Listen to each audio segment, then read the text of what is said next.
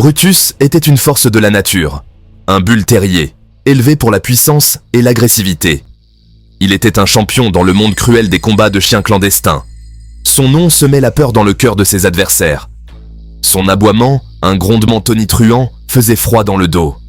Il ne connaissait que la réalité brutale du ring. Ses jours étaient remplis de douleur et de violence. Il se battait parce que c'était tout ce qu'il connaissait. La victoire était son seul réconfort. La victoire était mon seul réconfort. Ses victoires avaient un prix. Chaque combat le laissait avec de nouvelles blessures. Son corps était une carte routière de ses batailles passées. Chaque cicatrice racontait une histoire de brutalité et de survie. Le propriétaire de Brutus était un homme cruel. Il se fichait du chien, ne voyant en lui qu'un moyen de gagner de l'argent. Il entraînait Brutus d'une main de fer, récompensant l'agression. Malgré la brutalité, j'ai développé une étrange loyauté envers mon maître. J'étais un outil, une arme, mais j'appartenais à quelqu'un. Une nuit, Brutus a affronté son adversaire le plus redoutable. Le combat fut un tourbillon de dents et de sang.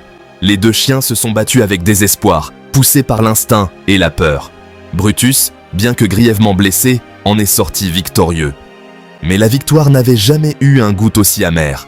Il gisait là, brisé et à bout de force, le souffle court. Son maître, furieux des blessures du chien et de la perte de revenus potentiels, a décidé de l'abandonner. Laissé pour mort dans une ruelle froide, Brutus ressentit une nouvelle forme de douleur. Ce n'était pas la piqûre d'une blessure fraîche, ni la douleur de vieilles blessures. C'était la douleur de la trahison, la douleur d'être mis au rebut, comme un outil cassé. Alors qu'il dérivait entre la conscience et l'inconscience, une seule pensée traversa son esprit, embrumé par la douleur. Il était seul. J'étais seul. Clara était une jeune fille au grand cœur. Elle aimait les animaux, surtout ceux qui avaient besoin d'aide.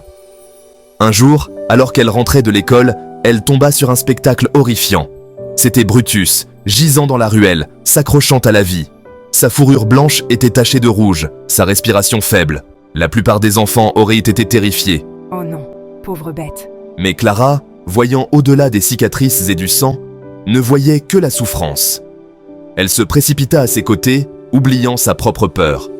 Doucement, elle lui caressa la tête en murmurant des paroles apaisantes.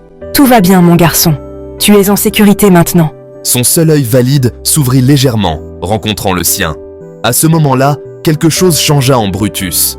Il ressentit une chaleur qu'il n'avait jamais connue. Une lueur d'espoir face au désespoir. Clara, avec l'aide de ses parents, a transporté Brutus à la maison. Ils ont nettoyé ses blessures et lui ont fait un lit. Ils avaient entendu les rumeurs sur le chien de combat. « Clara, tu es sûre de toi ?» Mais Clara n'avait pas peur. Elle voyait une âme blessée, aspirant à la douceur. Lentement, jour après jour, il commença à se détendre. Il commençait à comprendre que tous les humains n'étaient pas cruels. Viens, Brutus. On va jouer. Les semaines se sont transformées en mois. Brutus a guéri. Ses blessures se sont estompées en lignes argentées sur sa fourrure blanche. L'étincelle de quelque chose de meilleur, autrefois enfoui profondément, a commencé à grandir. Il n'était plus le redoutable combattant. Il était désormais un protecteur d'un genre différent.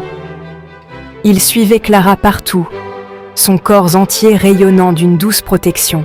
Il jouait avec les enfants du village, la queue remuant furieusement. Les villageois, initialement méfiants, ont été désarmés par sa douceur. Le chien de combat autrefois craint était devenu un symbole d'espoir. Il était la preuve vivante que même les cœurs les plus endurcis pouvaient être adoucis par l'amour et la compassion. Brutus, la bête de l'arène, avait trouvé sa rédemption. La transformation de Brutus était un témoignage du pouvoir de l'amour. Il est devenu un membre bien-aimé du village, son histoire rappelant que chaque être vivant mérite la gentillesse. Les enfants, qui tremblaient autrefois à son nom, couraient maintenant à sa rencontre en poussant des cris de joie. Regarde, Brutus, tout le monde t'aime maintenant. Il était un ambassadeur, poilu de la paix, sa présence un baume sur leur village. Son histoire s'est répandue, un murmure d'espoir voyageant au gré du vent. C'était un rappel que même dans les endroits les plus sombres, la lumière peut être trouvée, que même les âmes les plus brisées peuvent guérir, et que l'amour dans sa forme la plus pure a le pouvoir de nous racheter tous.